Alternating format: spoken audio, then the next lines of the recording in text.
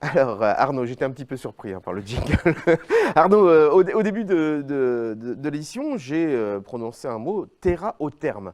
Alors, ça paraît un petit peu un mot barbare pour moi. Et en quoi ça s'applique à Grande-Synthe, en fait, ce terme? Alors bon, comme tu le sais, la ville de Grande-Synthe a de nombreux projets pour réduire les consommations énergétiques et optimiser la performance de ses bâtiments. Et cette solution a été retenue en fait pour optimiser le fonctionnement dans un premier temps de nos serres, parce qu'on avait beaucoup de déperditions comme toutes les serres. Et donc ce procédé a retenu toute notre attention. Parce que terra au terme, c'est un procédé de ventilation qui mêle de l'eau et de l'air, c'est ça, hein? C'est voilà, c'est un mélange un peu spécifique. On a l'habitude des échangeurs classiques, donc des échangeurs avec bien souvent des plaques métal, Oui. donc, dans lesquelles les fluides circulent. Et là, c'est là tout le procédé novateur, c'est qu'ils utilisent l'eau pour récupérer l'énergie. Donc ça permet d'avoir des très bons rendements à basse température, là où les autres technologies s'épuisent et ont un rendement assez médiocre. Alors on va voir d'ailleurs quelques images dans la serre, dans les serres municipales justement. Donc on voit c'est cette grosse machine avec des tuyaux partout. Et c'est voilà, c'est une récupération puisqu'il y a des citernes d'eau aux serres municipales, c'est ça? Tout à fait. On avait déjà fait une opération, Oui. on avait installé 3 grosses citernes de 20 mètres cubes chacune pour alimenter l'ensemble des bâtiments, également recharger nos véhicules, les balayeuses et les véhicules d'arrosage. Et donc ce système est venu se greffer à ces cuves, car l'avantage c'est que les cuves ont une température qui est constante été comme hiver, vu qu'elles sont dans le sol. On a tous de l'eau chez soi été comme hiver, parce Oui. que justement les réseaux ne gèlent pas quand ils sont enterrés. Et donc on va utiliser cette énergie potentielle pour, dans un premier temps, refroidir les serres en été. Donc ça va éviter bien souvent de faire l'ouverture pour l'aération et donc permettre de maintenir l'humidité, mais également de réchauffer en mi-saison l'ensemble des serres en puisant de l'énergie de cette eau. Là, d'ailleurs, il y avait Jawad Zemouri qui est l'inventeur hein, de ce procédé, qui nous parlait un petit peu de cette implication dans les serres. On peut le regarder tout de suite. Tout à fait. La chaleur qui est normalement perdue par la vapeur, on va la capter par notre système et on va la restituer à la serre. Normalement, vous imaginez bien, quand vous chauffez une serre comme ici et vous allez arroser votre plante, vous allez avoir beaucoup d'évaporation. Plus de la moitié de l'énergie que vous utilisez pour chauffer votre serre va être perdue sous forme d'évaporation. Donc nous, qu'est-ce qu'on va faire? On va prendre cette énergie d'évaporation et on va la redonner à la serre. Et donc c'est un cycle permanent. Ouais, ça, c'est important que ça soit un cycle permanent. Tout à fait, c'est vrai que ça va permettre de récupérer donc, toute cette énergie qui d'habitude était évacuée vers l'extérieur, parce qu'on comprend dans une serre qu'on doit tenir une certaine température, mais aussi un certain taux d'humidité pour que les plantes poussent bien. Et on arrive des fois à des paradoxes où on se retrouve en mi-saison à avoir les serres qui sont ventilées parce qu'on a trop d'humidité, mais chauffées en même temps, parce qu'il fait trop froid. Oui, Donc, oui.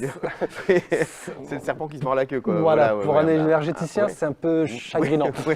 Donc là, grâce à ce dispositif, en fait, ça va nous permettre de fermer les serres et de récupérer du coup l'énergie de l'eau, donc de toute l'évaporation de l'eau, pour réchauffer, mais ce coup-ci qu'avec de l'air sec. Donc on va avoir une consigne de température et d'hygrométrie maintenue dans les serres en dépensant très peu d'énergie, parce qu'on passe par des systèmes de pompe à chaleur, donc ils vont réutiliser cette énergie. Également l'énergie contenue dans les cuves d'eau qu'on va pouvoir utiliser allègrement.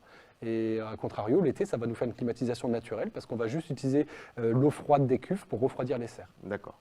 Et alors là, bon, on sait que Grande-Synthe est pionnière. Là, monsieur Zemouri fait partie d'une société qui est implantée aussi sur Dunkerque, hein, aussi à la ruche d'entreprise. C'est SoBoost, SoBoost, l'entreprise. Et donc voilà, c'est une première mondiale et Grande-Synthe est, on va dire, ville pilote. On est ville pilote, justement, on travaille avec lui pour justement mesurer tous les paramètres de cette solution et voir à quel point ça répond aux besoins pour bien sûr, d'autres collectivités ou d'autres entités, bien sûr, pourquoi pas investissent dans ce genre de solution pour faire des gains et aussi augmenter leur production de plantes. Oui. Alors, et il nous avait parlé, monsieur Zemouri, qu'il y avait d'autres applications aussi. Ça ne s'applique pas, bien sûr, qu'à la serre, Tout à la à fait. serre municipale. On lui a demandé. Ça, c'est une application originale pour les serres. Nous l'utilisons pour la déshumidification des piscines municipales. Aujourd'hui, nous sommes en train de réaliser une installation dans une piscine municipale pour chauffer et déshumidifier des entrepôts, pour récupérer de l'énergie dans les maisons, en récupérant l'air vicié comme dans la serre, parce que quand on respire, on rejette de l'humidité. Donc on récupère cette humidité et on restitue l'énergie à la maison. On l'a utilisé pour récupérer la chaleur des lapins. Par exemple, dans un élevage lapin, la totalité de leur énergie de chauffage et de respiration, on la récupère et on la donne pour pour un autre usage, pour chauffer d'autres locaux, ou pour chauffer les petits lapros.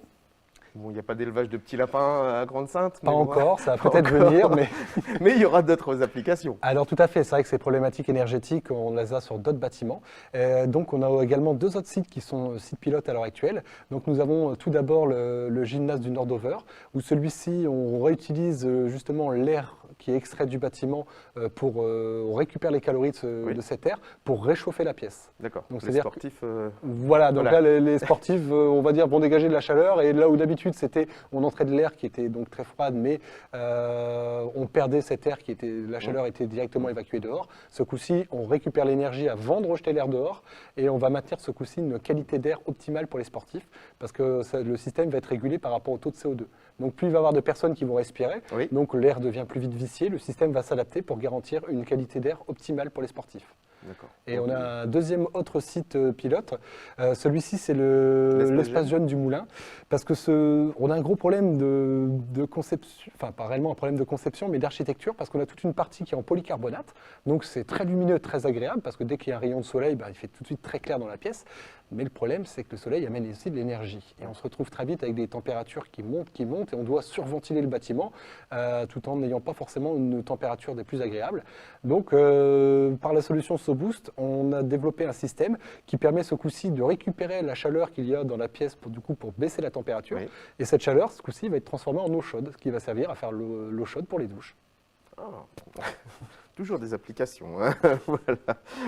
Alors, là, on a fait le tour. Ce sont les 3, on va dire les 3 sites qui seront vraiment pilotes pour la ville de Grande-Synthe. Donc là, ils vont suivre une procédure de mesure pendant pas loin de 6 mois, 1 an, pour vraiment voir les performances et ajuster Et ajuster à chaque fois. Oui, on voyait, il y avait des prises des relevés de température à chaque fois. Tout à fait.